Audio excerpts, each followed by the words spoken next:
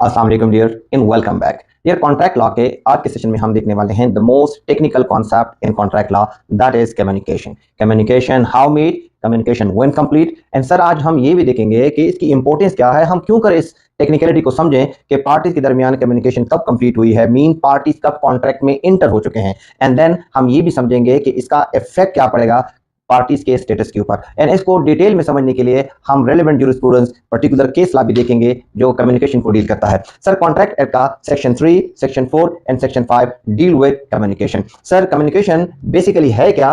सबसे पहले तो हम ये जानने की कोशिश करेंगे कि कम्युनिकेशन की मीनिंग क्या है। Meaning of the word communication, dictionary के मुताबिक कम्युनिकेशन की जो डिक्शनरी मीनिंग है, it is basically a process by which information is exchange between individual through a common system of symbol, sign और बिहेवियर। सर अगर हम देखें कि दुनिया में कितने किस्म के रिकॉग्नाइज मेथड और मोड्स ऑफ कम्युनिकेशन है या टाइप्स ऑफ कम्युनिकेशन है, तो it will be very easy for us to understand कि प्रपोजल या एक्सेप्टेंस कौन से फॉर्म में रिकॉग्नाइज होती है। आई मीन टू से कि प्रपोजल को किस तरह कम्युनिकेट करना है, कौन से अल्फाज इस्तेमाल करने हैं, आया कोई स्पेसिफिक लैंग्वेज भी है, कोई फॉर्मल वर्डिंग भी है या नहीं है। सर दुनिया में अगर देखा जाए तो there are 4 type of communication: verbal, non verbal, visual,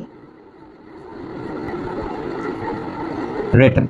sir जब हम बात करते हैं, जब हम अपनी बात दूसरे बंदे तक कम्युनिकेट करने के लिए अल्फाज का सहारा करते हैं, ना अल्फाज का सहारा लेते हैं, ना तो हम उसको रिटन में कोई बात करते हैं, वर्बल यानी कि ज़बानी उनको बात पहुंचाते हैं अल्फाज का चुनाव करके, जब हम उसको अपनी बात अपना मुद्दा समझाते हैं, तो ऐसी कम्युनिकेशन को बोलते हैं ये वर्बल कम्युनिकेशन है। एंड जब कभी हम कोई अल्फाज नहीं इस्तेमाल करते, by gesture, by implication, impliedly जब हम अगले पार्टी को अपनी बात समझाते हैं या कम्युनिकेट करते हैं, तो ऐसी कम्युनिकेशन को बोला जाता है ये नॉन वर्बल है।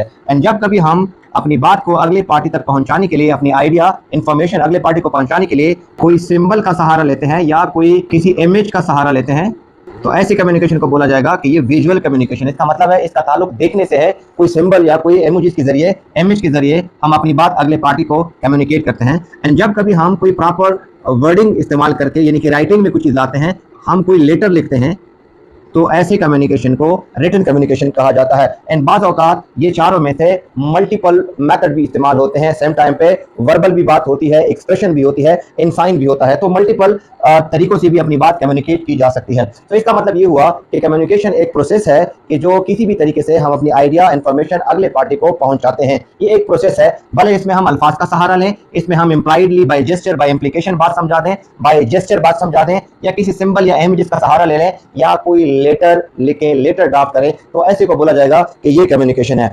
अब देखना यह है कि कॉन्ट्रैक्ट लॉ कौन से मेथड को रिकॉग्नाइज करता है। Section 3 of the contract act deal with communication how made.